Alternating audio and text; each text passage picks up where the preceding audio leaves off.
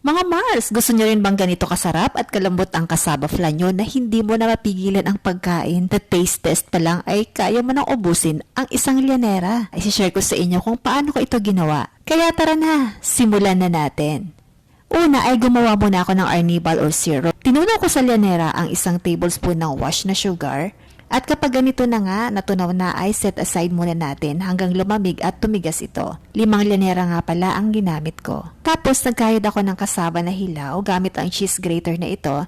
Tapos pinigaan ko. Pwede kayong gumamit ng katsa or salaan sa pagpipigaan neto. Sa pagtimpla naman neto ay gumamit lang ako ng 1 cup ng condensed milk. So actually yung 1 cup ay halos katumbas na ng isang lata ng 390 grams. Konti na lang natira kaya inubos ko na lang yung isang lata. Gumamit din ako ng 2 cups ng coconut milk. Isang nyug lang po yung pinakayod ko at pinapiga ko po ito. Pinagsama ko lang yung unang piga at pangalawang piga. Basta 2 cups lang po ang nagamit ko lahat.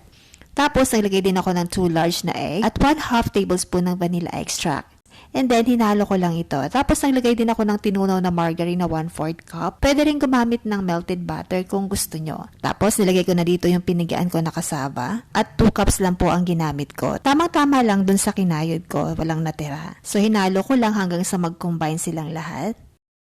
At ayan, matigas na rin po yung ating mga arnibal. Saka natin ito transfer yung mixture natin dito sa ating mga lyanera na may syrup. Medium lyanera nga pala yung ginamit ko dito mga mare. Tapos, steam ko na ito ng mga 40 to 50 minutes sa katamtamang apoy lang. And then, after 50 minutes, toothpick test muna natin. So, ayan, walang sumama. Ibig sabihin, luto na siya.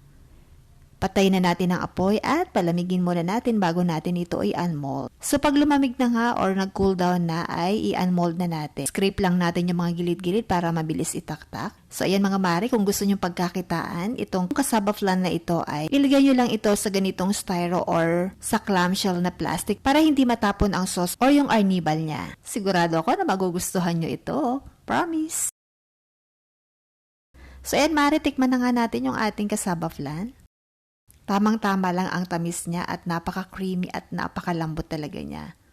So ayan, gumawa ka na rin neto. At huwag mong kalimutang balitaan ako ha. Thank you for watching. Bye!